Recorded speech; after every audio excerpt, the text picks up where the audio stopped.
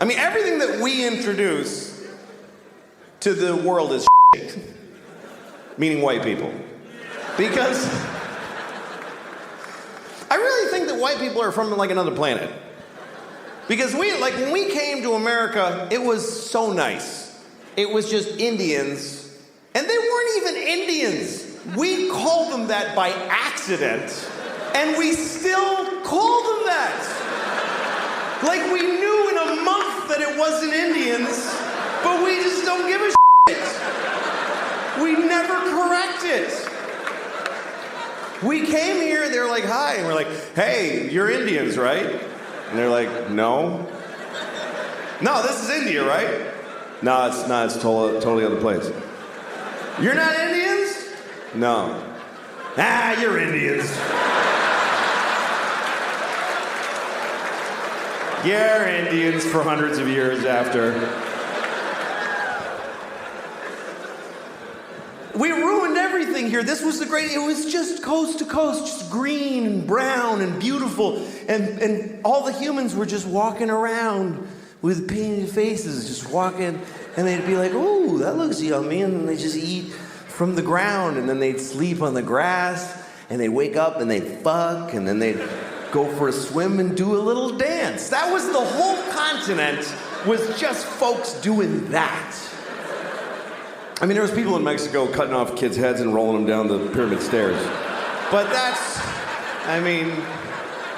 that's always going on. What are you gonna, you can't do a whole lot about that. But I think we came from another planet, and the reason is because we don't like it here. I mean, why, if we're from here, if we belong on Earth, why aren't we comfortable on Earth at all? We need nice, smooth surfaces and right angles, and we need it to be cool and not too hot, just perfect. Like, why wouldn't, when it's hot, why wouldn't we just, yeah, fuck it? Why wouldn't we be like that if we belong here? And it's weird because people that aren't, whatever you call there's environmentalists, and then there's people who are whatever, they just hate environmentalists. But that's what people get angry at environmentalists, because they think they're slowing down the economy and creating restrictions. And a lot of these people are Christian. A lot of these people are very devout Christians. And that's such a confusing thing to me, that if you believe that God gave you the earth, that God created the earth for you, why would you not have to look after it? Why the fuck? Why would you not think that when he came back, he wouldn't go, what the did you do? I gave this to you, motherfucker. Are you crazy? The polar bears are brown. What did you do to the polar bears? Did you all over every polar bear? Who did this? Who spilled this shit? Who spilled this? Come over. Did you spill this? What is that?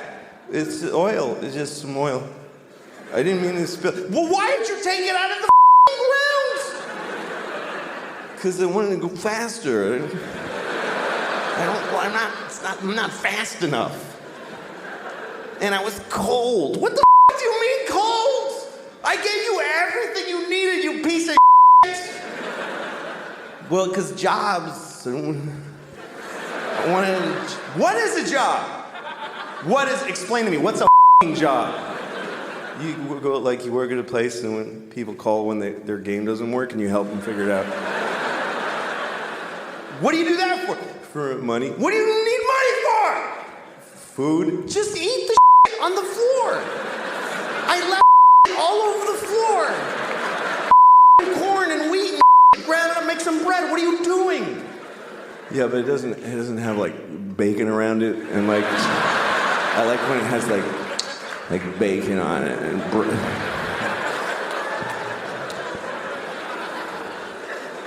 I watched somebody do that the other day after a meal. They went, oh, it was just mwah, mwah. And I started wondering, what does that mean? What does that signify? Mwah. I think what it means is that you ate something so delicious that you then kissed somebody on the and their exploded.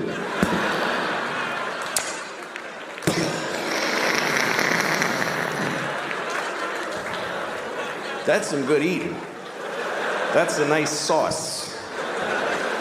Is that good? Yeah, let me show you. Let me have some of that. That just destroyed my anus.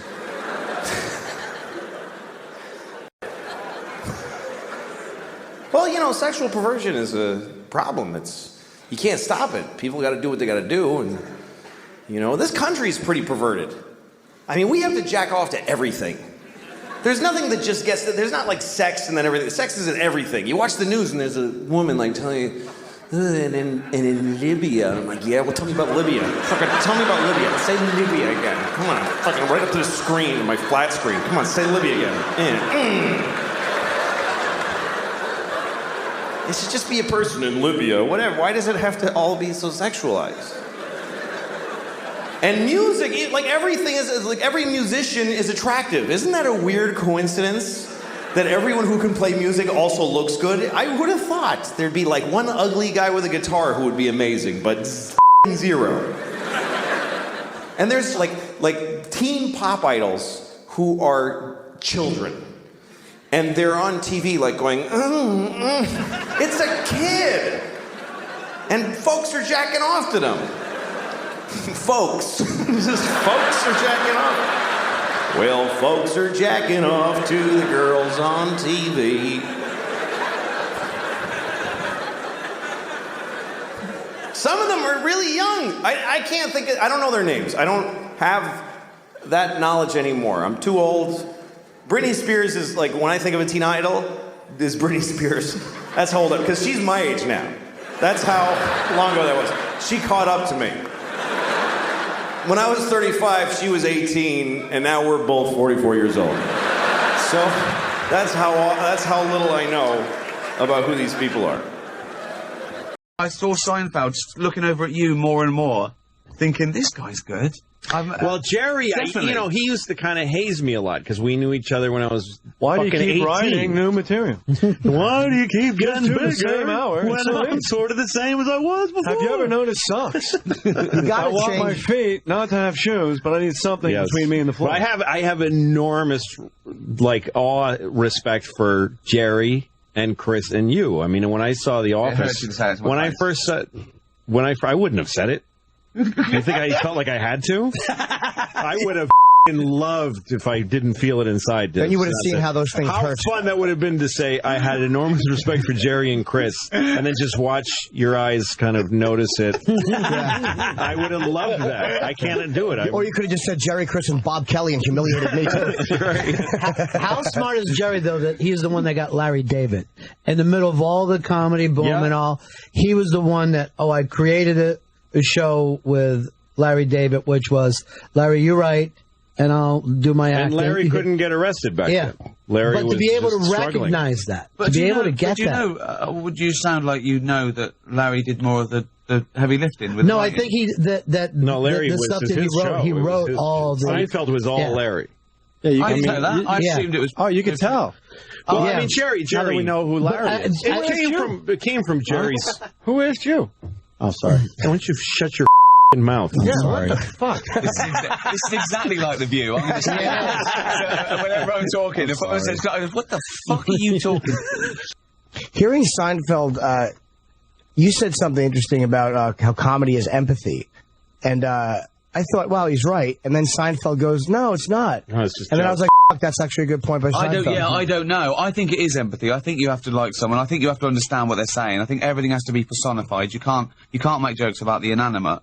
But he was saying you are above the audience. The what? About the inanimate. The inanimate? Inanimate. Something that I didn't hear the T at the end. All right, sorry. Maybe to laugh at somebody, you have to like them. But, Seinfeld is a weird... He doesn't really fit into... Every comic has something wrong with them that I know. Like, they're sex addicts, they're drug addicts, they're gamblers. And with him, I can't figure out what his psychosis or problem We'll find out after he dies. It'll all come out. It certainly will. His computer will be open. Got one. I don't buy that you have to be... You have to, have visibly something wrong with you. I think you have to be aware of your own inadequacies and play on them. But I don't think you have to wear it on your sleeve. Not necessarily, but every comic I know has something wrong with them. They don't even necessarily. Hold on, I'm having a pissing match here. They don't have to. They don't have to wear it on their sleeve, but they actually all have something. Seinfeld said you have to be above the audience. Yeah. No. He said no. That's what Bob said. No, wait. Got your coffee. Boom, you get some money. No, what he was. I was saying that you can't be above the audience. You have to sort of fall over for their pleasure. Right. In a way, you have to put yourself below the audience, show them you've had a worse day than them. Yeah. Funny. He was saying, but you're already above them because you've got the mic. They're all looking at you. You're the only one talking. Right. I thought it was. I think Jerry also, he doesn't look at. I mean, you have this really humane version of comedy, and it comes from sort of like Laurel and Hardy and Chaplin and stuff. Yeah, like he's lovable. But Jerry is a technician. He's about the jokes. Jerry looks at comedy like music. Like he used to tell me he was like he just playing a horn. It's dots on paper. He just likes to he gets off on the material. What's he gets off heavily on the material and how he does it. And he is, when I was young, I used to open for Jerry. When I was like 18, 19, I got to open for him in one gig in Boston, and he liked me, so he took me to a bunch. And it was an enormous experience because I kind of didn't think when I was that age, like he wasn't my favorite guy. I liked Stephen Wright, and I liked Carlin and Pryor. And I thought he was good, but I didn't really know of him that much. But watching him do, hour-long shows and theaters, and this is before he had his show. When he was just a top-rank heavyweight comic, watching him do that, the guy is a virtuoso. He is like a great, like Vladimir Horowitz. He's a genius, and he's so putting on a comedy show. He works so hard for his audience. Yeah, he does. Yeah, but he's almost professorial about it as well. He's got everything worked out. He's in control. He's very much into being in control, and we identified that too on the show. That like he like when he did my joke about the vacation going around the car. Yeah, he did it in this very controlled. And it was like a one-line, wasn't it? It was that rhythm. That's my vacation. Well, I was saying that Louis, when I do it, he's angry. Yeah. We're laughing at him because he can't get it out. We're laughing at the I'm sweating and I'm sputtering. I mean, they're there. Yeah. They're all there. They're all sort of disguised and hidden. But we're laughing at a man's breakdown. We're feeling it more viscerally. We're not looking at the dots on paper. And I think that a lot with comedians, when you see the comedians, and they can be great one-liner with the puns, but you feel that you haven't learned about them. You feel that you could read them out yourself and get just as good a laugh. Well, there's almost no right answer. That's what it's like. Why would there be? When you look at Pryor and Carlin, I think they're the two greatest, and they were completely different. Pryor was extraordinarily personal. Carlin told you nothing personal, but was still an observational genius and a social genius. And Pryor was too, but he did it through a person. They both took different vehicles to get to the same place. Well, also Carlin did bits, and he worked them out. He had really well phrased stuff.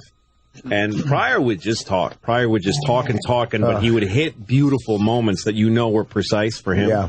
Carlin said he really turned the corner when he said he used to say, "I'm a comedian that writes his own material," and then he started saying, "I'm a writer who performs his own material," and he realized he was writing essays and he was doing a one-man show in like 4 pieces. Yeah, like a bit about Earth, and he would just do a one-man show. That's right. I tried to do that when I started off. It's too hard. Yeah, it's too hard. So now I just get bits and I pretend to work them together like that. You had the best quote in Esquire, and you said, Laurel and Hardy is like the basic root of comedy is Laurel and Hardy. It's never been improved upon. I'd be so much better off if I wasn't with this idiot. Yeah. Like, you just can't improve that. No, that's what it's about. Ever since you said that, they just started showing it like on these bizarre channels, and I watch it and I go, but it's Ricky Gervais.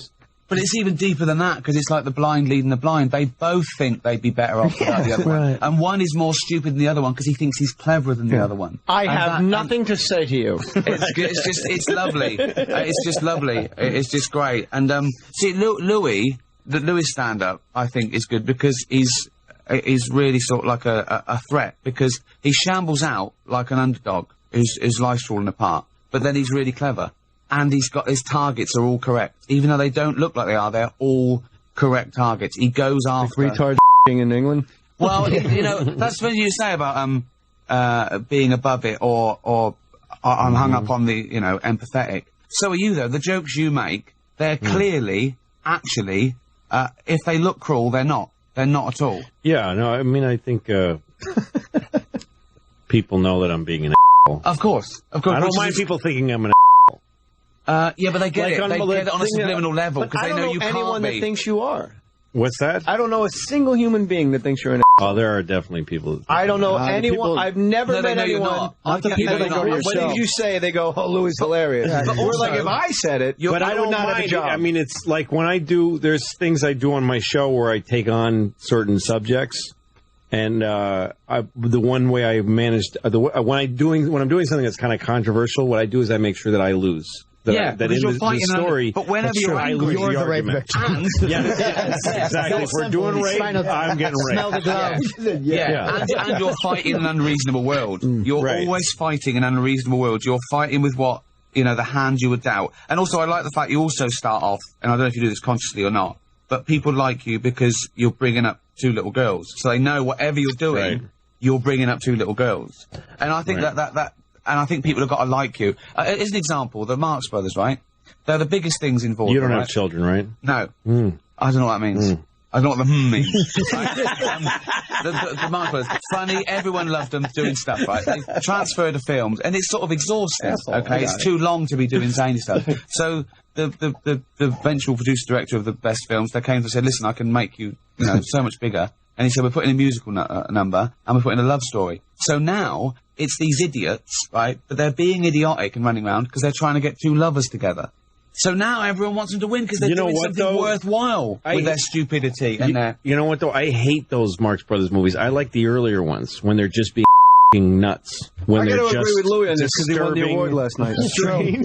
When they do that. And it's, I think I'm in the minority, It's an but... award-winning opinion. That's right. It is. I was given an award for having No, this I opinion. think it's for humanity again, because Groucho is always the underdog. Even though he thinks he's cleverer than that guy, he's getting conned. He looks, No, that's what they were like. But when they put in the couples and had them sing to each other, and the Marx Brothers became like a B story, those love stories were synthetic, bad Hollywood love stories, as opposed to the Marx Brothers act. The great Marx Brothers movies like Animal Crackers that were just crazy stories that made no sense. But that were driven by this great comedy. But you need adhesion because it's exhausting. Even like you can come out and I can watch you for an hour telling me a story. That's the human aspect. You can tell a story and I can watch you for an hour, right? If you come out and you do the best 1,000 one-liners, I'm looking at my watch after 20 minutes. Yeah, no, when you purify comedy into just a fastball, but I think that there are guys. I think it's just everybody's just different. You can't, there's some people who are empathetic and personal, and there's other people who just got the jokes. Like After No Hedberg. Filter, his album's going to be Everybody's Just Different. Everybody's just different. Yeah, but the same underneath. If you turn it over, and it's just him leaning on his hands. Leaning on his hands. Put the same underneath. That'll be the album. Everybody's just different, and I'm wearing like a leather jacket with the collar up, like Dennis Leary in the '80s, and then on the other side, but the same underneath, folded hands. I'll get you to tell some of the stories you told on Talking Funny, but that would ruin it.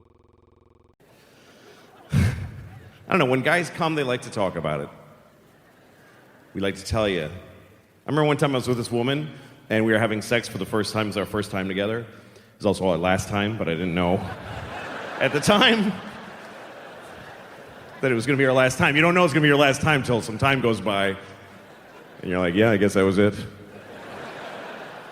It's rare that you know while you're doing it. And she's like, I'm not doing this again. Like, while you're just so you know, this is definitely the last time. I completely regret this right now. That's a bad kind of a fuck. The kind that turns into a rape halfway through.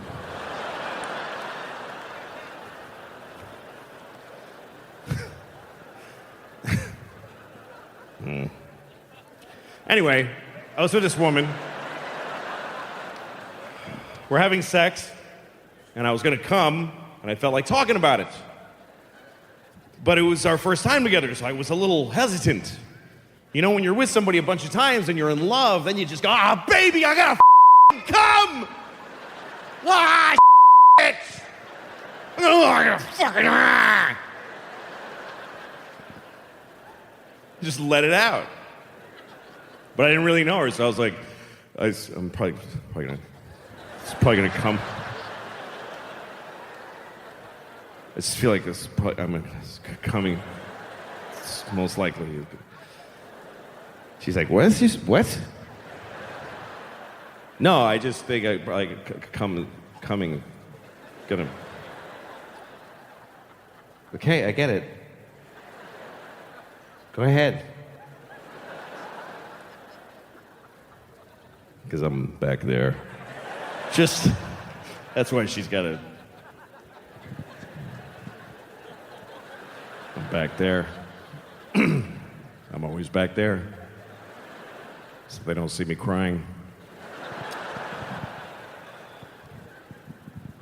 I get a little paranoid having sex with a woman from behind because you don't know what's really going on. Can't see her face. I don't know how she completely feels. The whole time she might be like...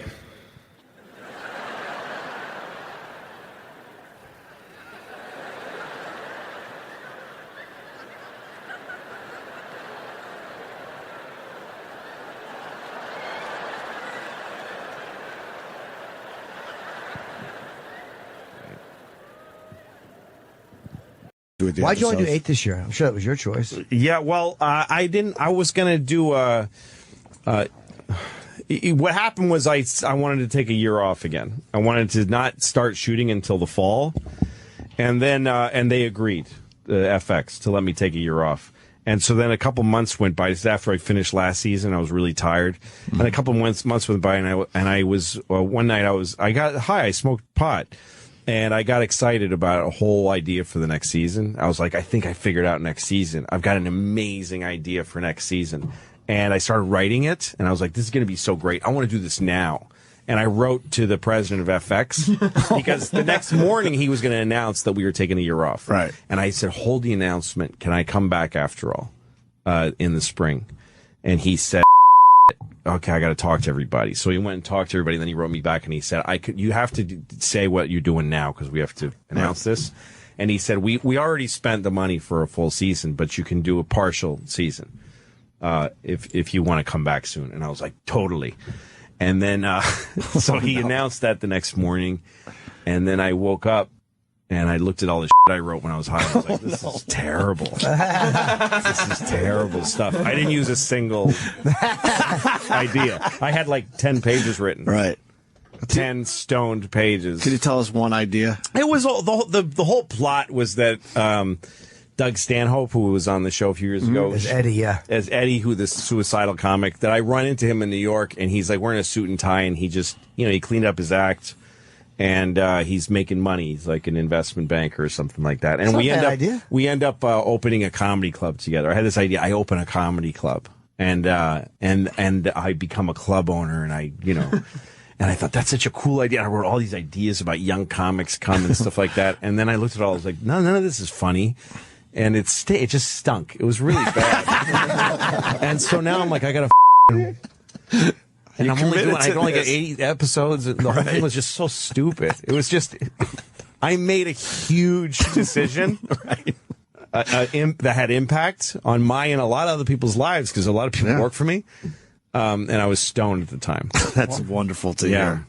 How's the pot? You like the pot, huh? I do very little of it. It's like every couple of weeks. If I do it, I'm very paranoid about drug use. So if I do it, if I get high like twice in a week, I'm like, I have a problem, and I stop, because I just don't like. I don't think it's good for comics getting high. It takes your will away, and it makes you too comfortable. You know? So I don't do it a lot. And I got kids. I can't be around with that. But once every couple of weeks. Smoke a little marijuana. Just a little bit? I bought a big thing of marijuana from a guy like 10 years ago. So I smoke very old marijuana. It's really old and dusty. You still have it from 10 years ago? I don't know how long ago it was, but it was a while ago. It's been a while. Yeah. That's funny. Yeah. You know what they're doing with marijuana these days and the edibles? You can get some nice fresh stuff, Louis. Yeah, but I don't want to I don't want to go become a consumer of pot and go find a pot guy. Right. You told that wonderful story, I think it was in Comedians in Cars with Jerry. Yeah. Getting high and going to the 3D movies, the IMAX. Yeah, I f***ed up a little, too, because I've been back there since, and there's people who see me and oh, my God, he's high now. He's at the IMAX. Right. And that's like a perfect nightmare when you're high. It's the thing now. Yeah. So you just want to go and relax and enjoy the movie. That's all I want to do. I don't want to be pestered. Yeah, nobody wants to be pestered when they're high. I hate being pestered. People complicate this light. You know, folks get all twisted up trying to figure out their life. I don't know what to do with my life. You know? Just like I don't know, like, what do I do? Like, with my life. You know? Just put food in here. That's it. That's it. Walk around and look for food. Just look for food. Anytime you see any food, just take it and put it in your mouth. Then, when you feel pressure in your ass, out the inside of your ass. If anybody tries to stop you from doing either of those two things, murder them.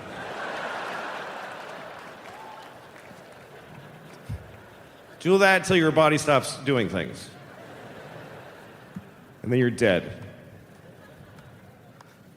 I wonder how long I'm going to live. Sometimes I wonder, like, how old am I going to get? You never get to find out. You never get to know how long you lived. Everybody else knows except for you.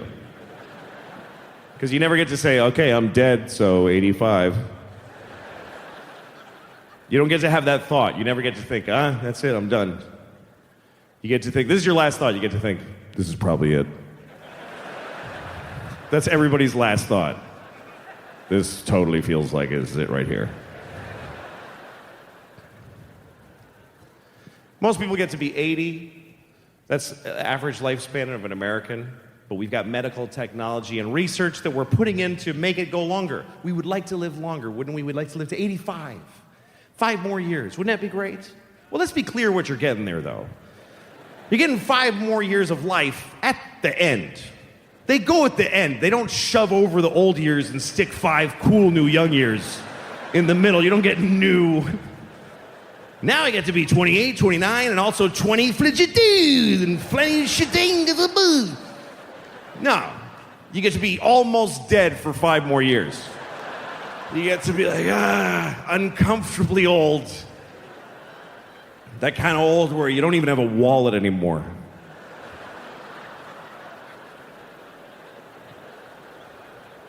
Where's my wallet? Well, where are you going? What are you talking about? We threw your wallet away years ago. What, you gotta go to the diarrhea store? You got plenty of free diarrhea here.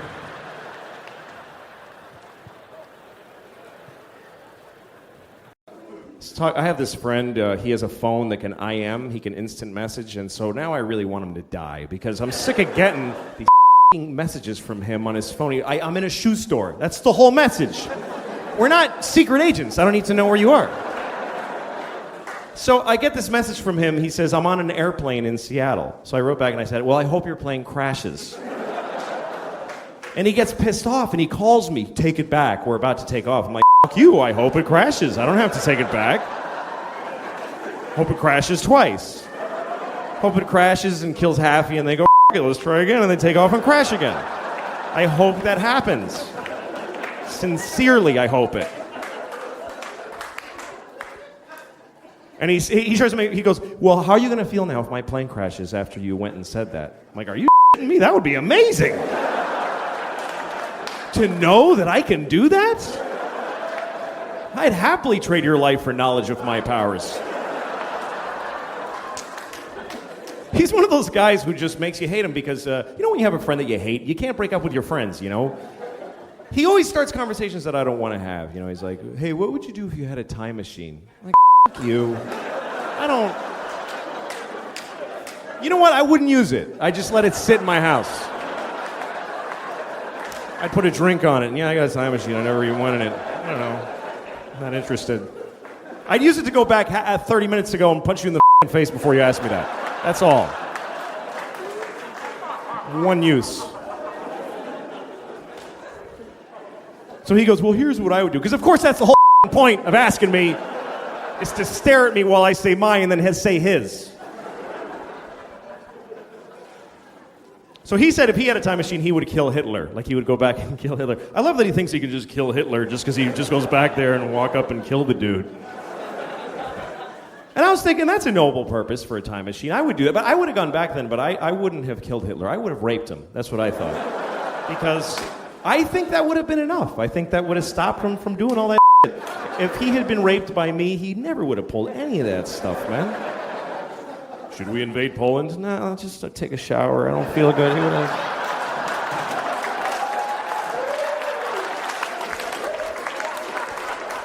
Low self-esteem, and you know...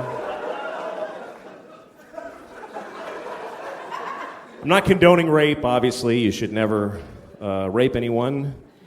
Unless you have a reason, like you want to fuck somebody and they won't let you, in which case, what other option do you have? How else are you supposed to have an orgasm in their body if you don't rape them? I mean, what the okay, that's fucked up. Look, I think Trump is more from my world than he is from politics. You know, he's one of us. He's a showbiz guy. He's an entertainer. He's an entertainer. So I feel like we're responsible for him. Yeah, but you know what I hear? I hear this making his way into your routine. I don't think so. I think I think I said everything I need to say about Donald Trump. Jesus Christ. Yeah, I don't know. I mean, here's where I felt a little bit bad because a lot of people got mad at me and they said, just shut up. Just shut your mouth. Don't tell me. You know, a lot of times when you say, don't tell me what to think, right? I'm not telling anybody what to think. I'm expressing myself during an election year. You're telling them what you think. Yeah, that's right. But I did come into their lives through the funny ha-ha door, and then I took a big political serious on their table. So I get being irritated. I get it. I get it. I get why people would be irritated with my having written that. It's not what I do best. It's not what I'm known for. It's not what I'm asked about. You know what I mean? I mean, if you invited somebody to your house because you knew they were really funny and fun, and then they just said all this stuff, you'd be like, what are you doing to me?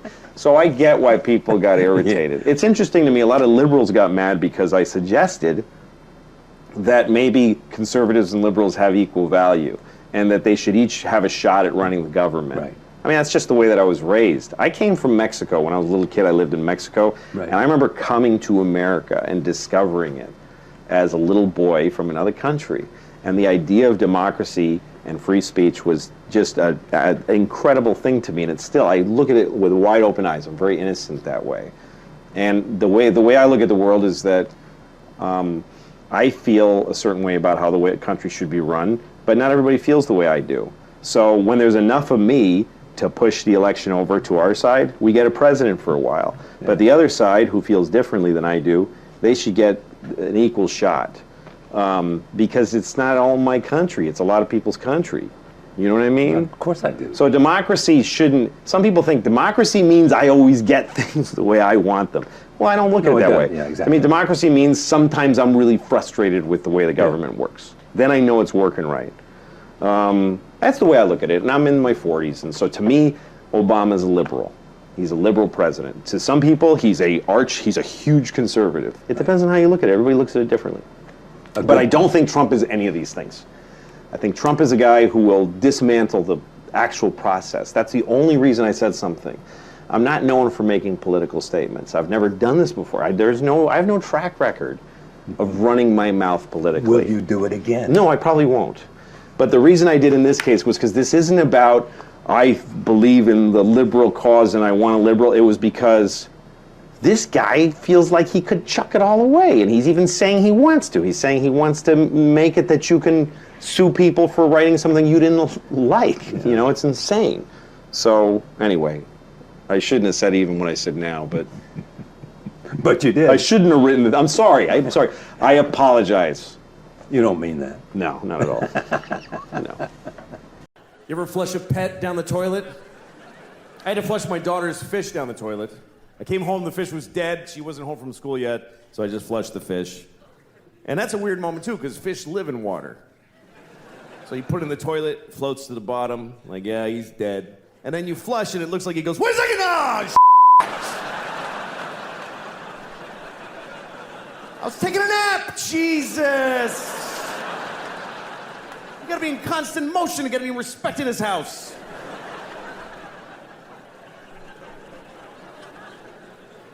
And then my daughter comes home. Why did he die, Dad? Come on, what am I gonna say?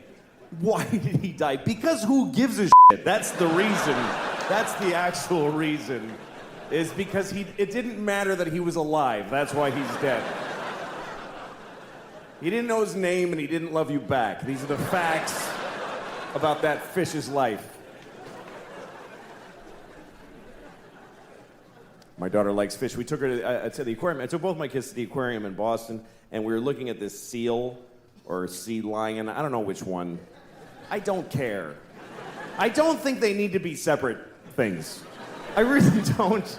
They don't care, and we don't care. There's like 3 scientists who give a shit what we call all those things. The scientists are going to go on TV tomorrow and say, okay, everybody, from now on, seals and sea lions and walruses, and you know what? Penguins are all seals now. And we would all be like, yeah, fine. Yes. Whatever, man.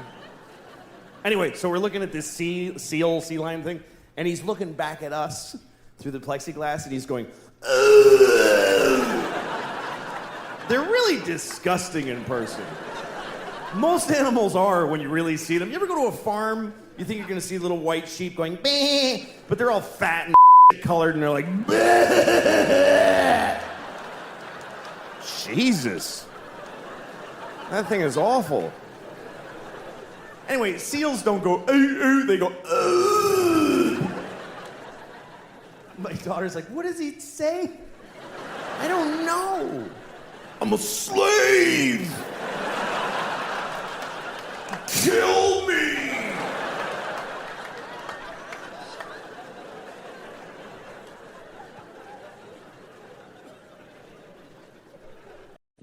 Your coffee story is deeply depressing. It is what happens everywhere. I was thinking, as you were talking about that, like the Starbucks popping up are like weeds. Yes. Taking out the really nice crop. Yeah, nice that's flowers. what they do. They're And just, they're only just interested putting in weeds all over the place to destroy it. That's right. And they don't even make money. Like Harvard Square is a good example. I love Harvard Square. It's been a while, but you won't love it next time you go. It's been years. There used to be a place called the Tasty and like the Wurst House, all these places that have been there from the 1900s. It's a Sunglass Hut and an Abercrombie and Fitch now. Jesus. And I was talking to one of the local business guys who owns a cigar store. He's like the last guy left. Look at you. No, I'm talking that to shit the fascinates local me. businessman. And I asked him, "Are you going to go under too?" And he said, you know what? Because he went to Harvard Business School and then he opened his little cigar business. store. Oh God. He said Abercrombie and Fitch and Harvard Square doesn't even make a profit. They lose money every day. They're not that store.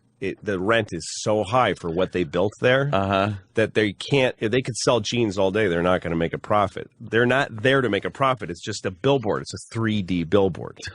It's there so that you'll buy Abercrombie online and to keep it visible in your mind, in your head. Yeah, that's fascinating. There's like the Nike store on 50th or what. All those stores, they don't make a dime. They lose money every day. It's worth having a giant global billboard. It's like a billboard. Yeah, that you walk into. That's how far away this is from like mom and pop has an idea, right? Puts it out there. I love it. This folks love it, and they start buying it.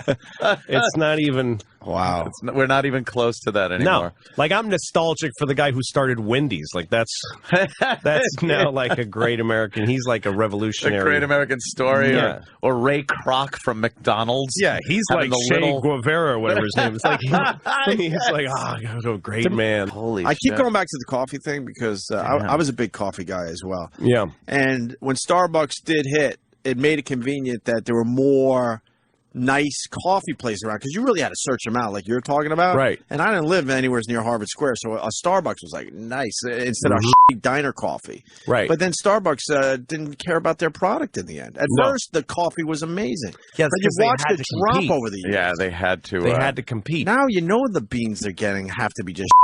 Of course they are. They have to be. They're not going to work hard for your money. Why would they? They've got I it. explained At this first, shit they to my- needed your money, so they worked hard for it. Exactly.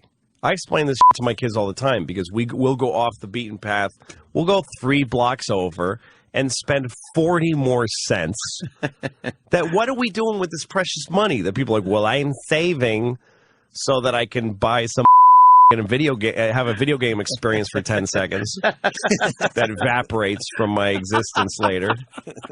What are we saving the money for? But we go a few blocks over, spend a few more cents to go to like a butcher. Yeah. Instead of going to, that Price Chopper, we go to a New York City butcher. Yeah. Where the guy's got a red face. How you doing, my man? And, blood all over his fucking little apron that he's wearing. Gets his steaks from a place where there's like a direct line from the cow to the steak. Right? Yeah. Yeah, instead of this ShopRite, probably some human parts in the steak thing. I was going to somebody go, oh, you want to get something for lunch? Let's go to like Subway or something. I'm like, why would you not just go to a deli and get a real sandwich made on a hero roll that was in a bakery that morning, and the driver took it over to a place where they're not going to measure the meat. And it's I remember a guy all pre-cut, where the local guy goes, "Oh, Anthony, you've been a good customer. Here's a few extra slices." The Subway, they actually weigh their meat and their tomatoes to make sure it's the proper weight. I was in a Subway once somewhere in Arizona. And I was driving across the country, and I stopped. And it was a Subway inside of a Sunoco station. You know what I mean? Yeah. And fucking kid working there was this depressed looking kid with that he cut his own hair like there was chunks. Cut his own hair, skin, just depressed looking, pale American. And the kid he's serving is this exact same person. Oh, like he just different colored version. Like in Star Wars, there was R2-D2, but then there'd be like a red version of it. Like the red R2-D2. Yeah. It's just kind of basic. And one guy, and he's going, what kind of sauce do you want on? And he's like, and like, I guess I'll go ahead and get the green one. And he's making it for him. And I wanted him to say, should I just eat it too? Does it even make a difference which one of us eats it? Like everyone's just on one side of the counter or the other. There's no identity to any American. The only identity you have is what your sauce choice is. Yeah. Like that's the only thing you get now is like, well, I particularly like. You do make this grim kind of image of I don't see this going to a good place. No, it's not, man. No, it's not. Man. No, it's not. The only good thing that could happen is that it all falls. That it just all collapses. It all dies, and everyone has to look around them and go, what could I piece together and sell maybe recycle for my friends? Maybe. Post-apocalyptic lifestyle. Hey, didn't you had a cool story? Did you ever tell the Martin Sheen story? I love that one. Martin Sheen. Oh, yeah. He was on Conan, and we did a bit with him. And I wrote a bit for Martin Sheen to do on the show, Apocalypse Now throwback bit. And so the publicist actually said he wants to hear the idea before he commits to it. Makes sense. So I called him on the set of Gettysburg or some movie he was making, and he was in character. He was talking to me as Robert E. Lee. In character. But and I've had guys do that before. The thing is that he's talking to me as Robert E. Lee, the general, but he's discussing like what time his flight gets in, like 20th century stuff. Like what's the? Well, sir, I fly into LaGuardia, I believe. I'll have to leave my sweet Magnolia as I catch a connecting flight. Catch a connecting flight through DFW. And get a town call, sir. Atlanta's burning. Why, I gotta get down there. And take the space shuttle to. That's hysterical. But so then we get it. He's in the dressing room, and I'm trying to talk him into the bit because he said he was going to think about it. I'm trying to talk him into the bit, and me and the two producers are talking to him, and then this little kid walks by at the door of his dressing room, and he goes, "That was one of God's little miracles that just walked by our door, gentlemen." And he's being like the president or something. I don't know what the point of that was. The West Wing kind of. Yeah, it was one of God's little miracles. Just walk by our door, gentlemen. Without any sarcasm. No. All right. And we're like sarcasm. That's funny. Yeah, exactly. It's really funny. And I'm still just trying to talk him into doing my bits. So I'm like, oh yeah, I know. I love the children. Well, did the kid have a hanger on his head? Then maybe he's right. Little hanger hooked lip, like all jerked up. I have two children, and I still think that was a lot of crap. Yeah. I still hate him for it. That makes my head itch when I hear that story. Oh, God. Yeah. Miracle? Is it really? Yeah. What's the miracle? Both of your drug-taking miracles. I aimed, I hit it, she came out. Wow. Ever do the bit? What? He did the bit. He actually nailed it. Yeah, it was great.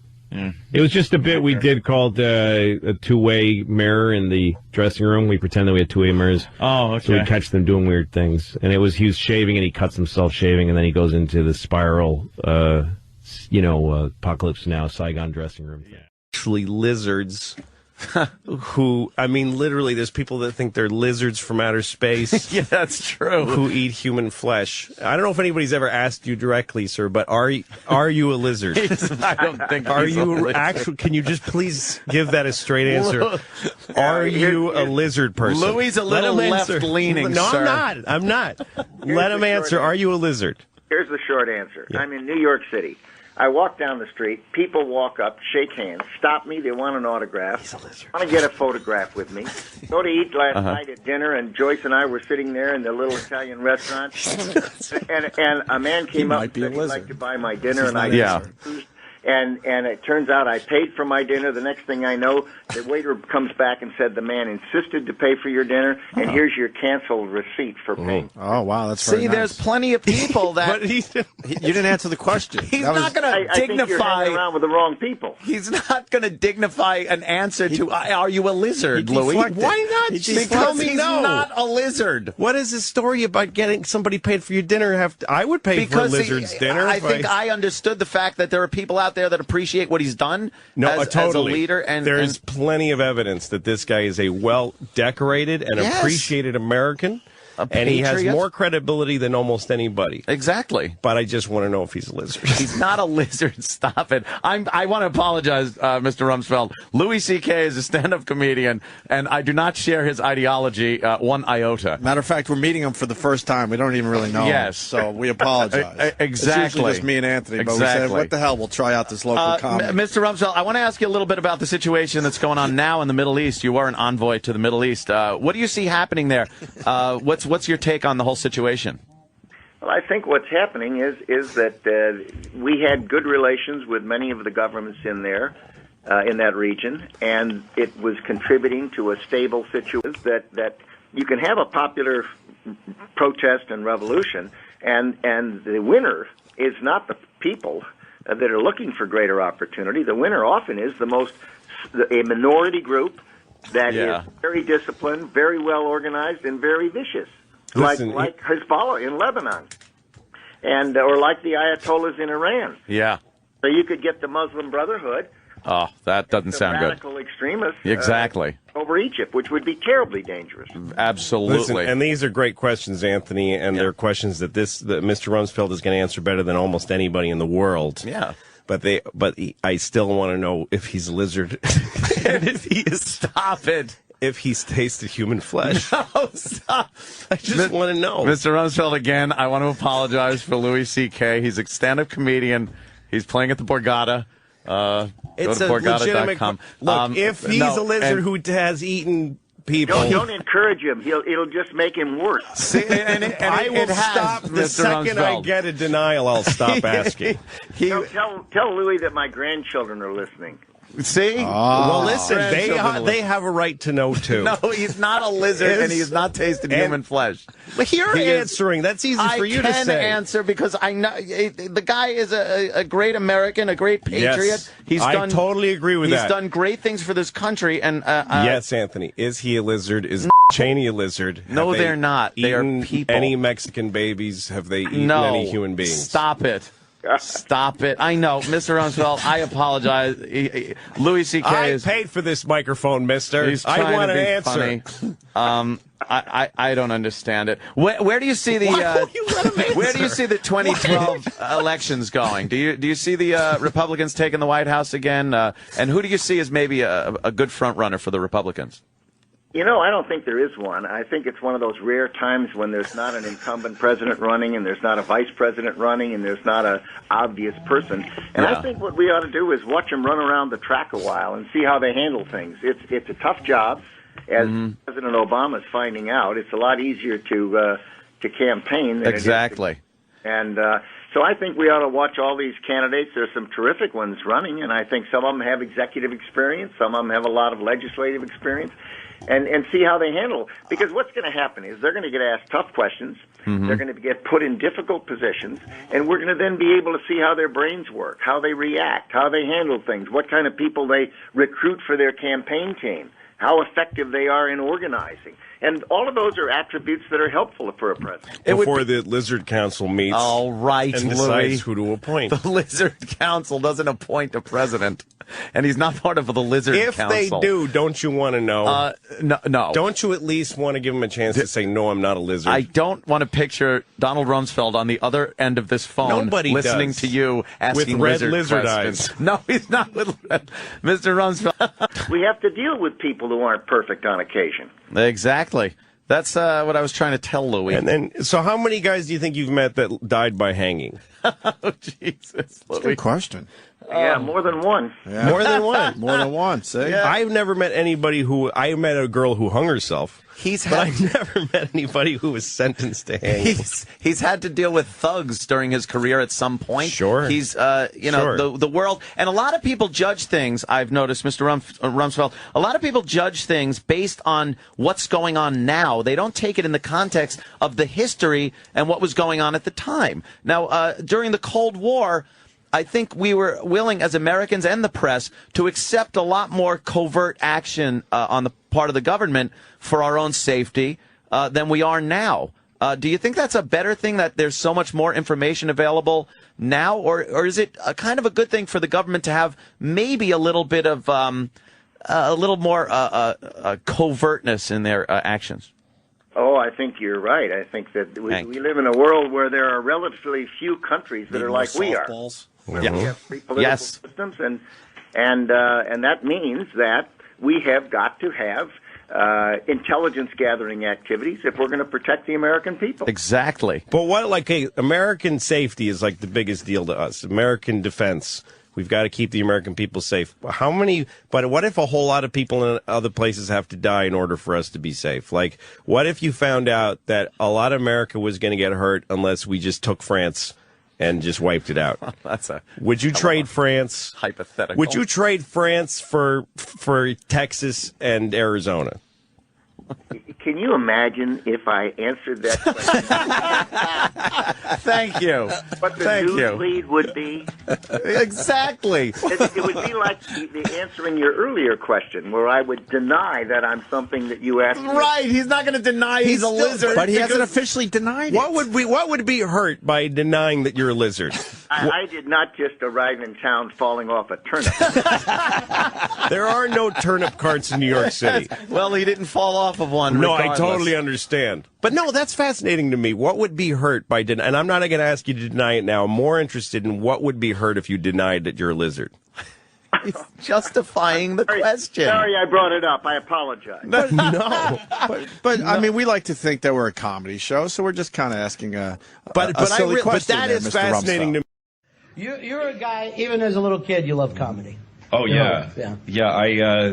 The first comedy I was ever exposed to was Bill Cosby, and a friend of mine, Jeff Drew, who I grew up with, he had all of Cosby's records, and I think I was like in second and third grade, and we used to just sit and listen to Cosby just over and over again, just wearing out the vinyl. He's so great that we've almost forgotten it, you know? No, to me, the three titans, like, timeless, are Carlin and Cosby and Pryor. Those are the three guys that I learned about really quickly and loved, and to this day, they're exactly as funny. And for some reason, though, with Cosby, people are like, well, he's so mainstream that somehow, like, maybe that's easier. But as a stand-up, he was just incredibly good. Just really, really great. The timing. And still is. I mean, still is, yeah. I saw him not too long ago on Letterman, and he came out and was just murdering. And he's, I guess, well into his 70s now. Yeah, and I think people, I mean, I used to study him when I was a kid, and I still do. Like, every time I've done a special that was important to me, I go back and look at him because he had great technique and he was like a jazz musician, you know. Right. he's a guy, he would keep the microphone at his knee. Like a lot of us, like I came up with young 80s guys, and Kinnison was the big one when I started. So I'd eat the mic and scream into it, and not let up. But he keeps the mic at his knee and talks at a normal voice, and then when he wants to, he does this. And he knows the power of the different ranges and stuff, so. See, I would think that would be a little scary to look at other stand-ups before you did your special, because you don't want to pick up inflections or... Well, I don't think it happens to me, because I'm looking at really the mechanics, like really the underlying, like how are you using silence, and some of it is just inspiration, I think Chris Rock is another person who believes in watching public speakers, and you do that as well. And people forget that it is public speaking. So as a young person, as a kid, you're listening to this stuff, you're kind of studying it, and you said to yourself, this is what I want to do, or was that too far off of it? No, I didn't know you could. I didn't know you could be something like that, a comedian. I didn't know that there was a road to it, but I really did want to. When I was in fourth grade, and we had the Gong Show was big on television then, so we had a Gong Show, and I did stand up. I told jokes. I juggled two balls and an apple and ate the apple, and then told bad jokes. That was my first time performing. Yeah, and how did it feel to you? Was it? I loved it. I completely loved it. And so I thought, God, Carlin and those guys, they're just talking in great circles. I don't know if I could do that. But when I saw Steve Martin, I thought, I'm weird inside my head like he is. Well, were you funny with your buddies? Did all your buddies act like you're hysterical? Yeah, somewhat. I was kind of this little dumpy fat kid. And I wasn't succeeding in anything as a kid. I didn't see anything that I would be really good at. I guess I made people laugh when I was a kid. Yeah. I remember a huge laugh I got in, I think it was like third grade or something, and the teacher was talking about the different parts of the skull. The skull has like 2-3 bones in it. I don't remember what they are. And the teacher said, does anybody know the other one? And I said, the noggin. And they laughed a lot. It's like the greatest thing to get those laughs in school, too, when you're not supposed to. No, the first time I really killed, I was in 5th grade, and we did Free to Be You and Me, the hippie and liberal play. Right. And, which I didn't know at the time I was being used for hippie purposes, but... we had a really mean teacher who was really tough, and I grew to like her, but she would like the instant the kids were leaving, she'd light a cigarette. Like you always smelled cigarettes when you walked out of a room. She was so stressed out. So she made us do Free to Be You and Me, and she told me to do a poem called Don't Put Your Horse in a Nightgown. It's an absurd poem. And I had to stand in front of the curtain, like in vaudeville when somebody does a solo act, while they're setting something up, and do this poem. And I couldn't remember it. And every rehearsal, I'd start, don't put your, and she'd go, louder! And she'd scream at me and say, if you don't know this, you're going to look like an idiot, and you're going to ruin the play. And I was so scared, and I drilled it and tried to memorize it, and then I came out for the play, and I'm looking at everybody's parents and the whole school, and I took a breath to start talking, and I just started laughing. And they laughed. And then I started laughing again. And I was up there for like 10 minutes just laughing. And the place was going nuts. It was like a huge, when I walked off, just huge applause. And I went backstage and all the other kids were, you ruined the show. You ruined it. You're awful. You stink. And nobody would talk to me for about a week after that. So... Was it tough being up there where you're like, hey, I'm getting laughs through my own personality? I was high off my head, and I loved it. I felt bad when the kids hated me for it. Sure. There was part of me inside going, fuck you little faggots. Fucking I just killed. What did you do? Yeah. Pretending to be a baby and know everybody was yawning. Nobody wants to see the other performer kill. It's always rough, even at a young age. Yeah, nobody wants to follow that. Exactly. So in school, were you the class clown? Were you the wise ass? Not really. I had ADD a lot, I think, or I don't know. I don't think it's that simple. But I was just, I was a bad student, and I fell asleep a lot. I had low energy. I was kind of fat, sugar, low energy. And I remember being depressed a lot. So I wasn't that funny to other kids, I don't think. Really? Yeah. But in the back of your mind, you said, I want to do this. How did you get up on stage first time? I was in high school, and I was listening to the radio, to WBCN in Boston, and they used to have 5 o'clock funnies. And so they had a guy on named Chance Langton, who was a comedian in Boston, and just a local. I didn't know there was local comedy. I thought it was just those huge guys with albums. And all of a sudden I'm listening to this guy who's really funny. And then they came on and said, that's Chance Langton. You can see him this weekend at whatever, at the Comedy Connection. And by the way, if you go to Stitches on ComAv on Sunday nights, you can go on, anybody can go on. It was open mic night. Just show up and sign up. And so I started to try to think of 5 minutes. And I thought I had an hour of amazing material. Like, I literally thought, like, I've got so much shit, and I'm going to go up and blow them away, and I'm going to be a star tomorrow, like next week. Like, I'm making my plans. I don't have to do any homework. I mean, I'm going to be a huge star. Because I also pictured I'd be the only one, and I pictured all these like a guy with a cigar. Who's the new kid? You know,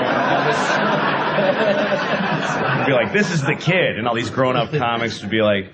But I get there's a line of really competent comedians who are just doing open mic night. Right. And there was a lot of competition. But I got on stage, and I did a minute and a half to total silence. Every single thing I did was a terrible idea. Just total. And also, I'm looking at a bunch of grown-ups drinking. These are like people in their 20s and 30s, like Boston and bar drunks. And I'm trying to make them laugh, and it was one of the worst things to date that's ever happened to me. Was the first time I ever went on stage, and I was so ashamed. And do you remember any of the jokes or anything that you were doing? Yeah, I can't. I remember all of it. I remember the whole set. But it's kind of like I just asked you, hey, tell me about the time you were molested when you were exactly. Oh, well, like you could just I was about 14 and my dad in the ass. I think it must have been fall because it was, you know. The Red Sox won the playoffs, I remember, and I jizzed on my face. And I said, I think it's good to have some scars that don't heal. No, absolutely. The pain is still there.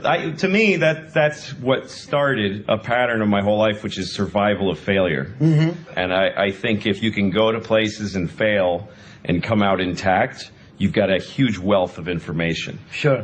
Bombing is much more instructive than when you kill. You just go, all right, look at me. Yeah. You don't learn anything. You don't even remember why you killed. Yeah. You just go, oh, it was great, because I'm great. That's why. Yeah. But when you bomb, it's like a murder happened to you, and there you've got data, you got evidence. It's like forensics. CSI now. Yeah, and you walk around poking things with a pencil and go, well, if you hadn't said this after that, it wouldn't have gone so bad, and you have a huge wealth of information. Yeah, it is really funny at that stage where you go back and go, I came out with the wrong attitude immediately, and then you don't have the skills to pick it back up. Exactly. You know? And when the audience sees the lack of confidence. Oh, they just pounce with hatred. They were so mean, too, and it was just awful. I mean, just with silence. I felt they were mean with silence. They didn't make a noise. Nobody heckled, but I hated them. I felt really hateful towards the audience, and I tried it one more time, and I wasn't going to do it, but Kevin Meaney, who was the comic in Boston at the time, I worked at a video store, and he used to come in and rent videos, and so I got to know him, and I told him that I had tried stand-up, and he said, oh, you got to come do my show. And he had a show called the Sweeney Meaney Show, which was the biggest show in Boston. He said, you got to come on my show. And I said, oh, I've only done it once, and it was bad. Let me get good at it. And he goes, no, I want you now. Because it's comedy tragedy. I want to watch you bomb on my show.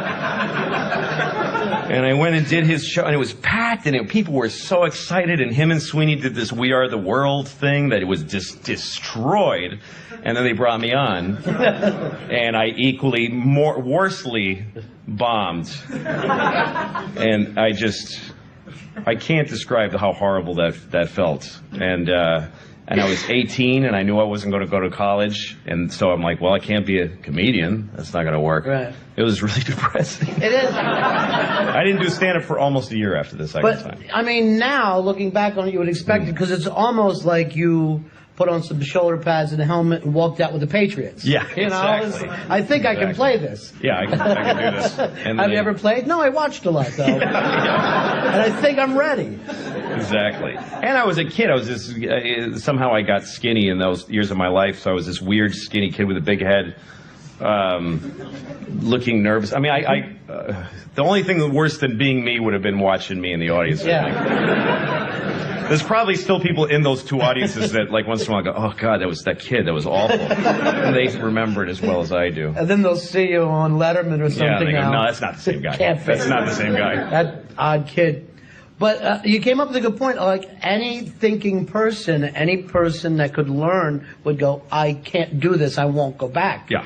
What is it about you that said, I got to go back there? I guess I looked back at the pain of it and I thought, well, I did it. It hurt, but I survived it. Well, what really happened was like almost a year after the second time, I went to this place in Boston, and in Cambridge, really, this place in Central Square, the Cambridge kind of Harvard weird hippie area. They had a place called the Off the Wall Cinema, which showed old movies and weird movies. And I used to go there. And they had comedy night every Saturday at midnight. So I went to that, and it was a totally different crop of comedians. They were just weird. It was hosted by a guy named Ron Lynch, who's just a really strange, esoteric comic. And they were really offbeat, like Steve Martin was. And I thought, that I can do. So I begged him, I just went up to the host and said, "Please let me go on here." And he said, "I only use, professionals."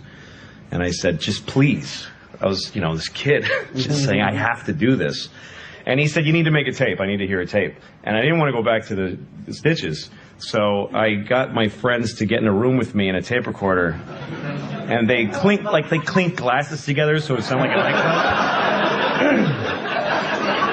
And actually, I was so afraid to do it that my friend he did music, so he had a 2-track recorder, so I was in the room alone telling the jokes, and then afterwards they recorded, and I didn't let them listen to the jokes. I listened to my part and went laugh here. And I actually thought that and I gave it to Ron, and he listened, and then the next week I came back and he said, "Well, if you invite those idiots on the tape, sit in the front row." But he put me on, and I started doing it, and I had a little success, little titters, little tiny laughs, and that was enough to me. To keep feeding on that, yeah. Yeah, because I liked it. To this day, I still go I'm not going to be good at that. Okay, let's try it. You still, to this moment, like to stretch yourself. Because your career has taken you into some really strange places where I say most stand-ups wouldn't even think to make some of the moves that you've made as far as making films and, writing for shows and other people.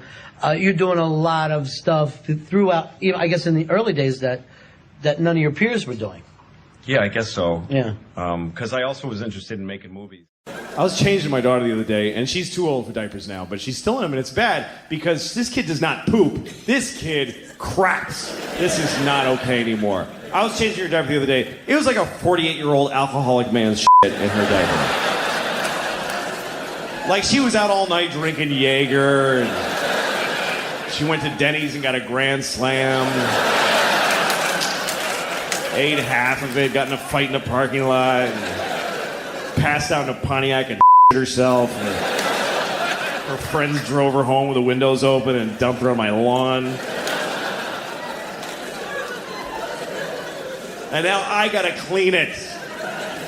And it's crazy. And you can't even react. You can't go what the f***? That's disgusting. You'll f*** them up about their own shit. You gotta be nice. You open her diaper, it's just chaos in there. It's just bananas. It's just, every amazes me. I'm never used to it. Everyone, I'm like, okay, wow, what is that? You have been eating diarrhea for a week, I think. Because that's awful.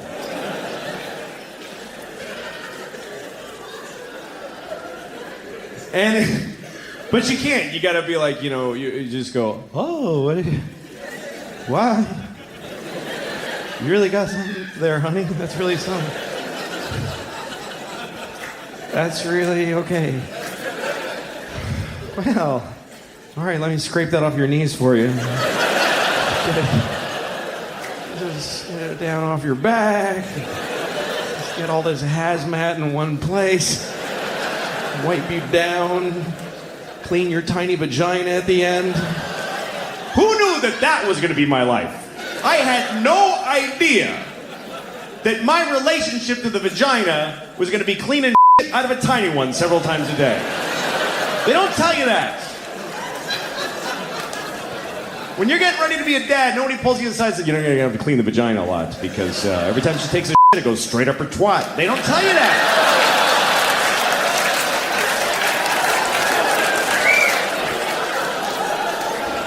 Nobody tells you. And they should. It's a big part of being a dad. It's bigger than Christmas. It happens every day. And you got to get it right, front to back. It's very important.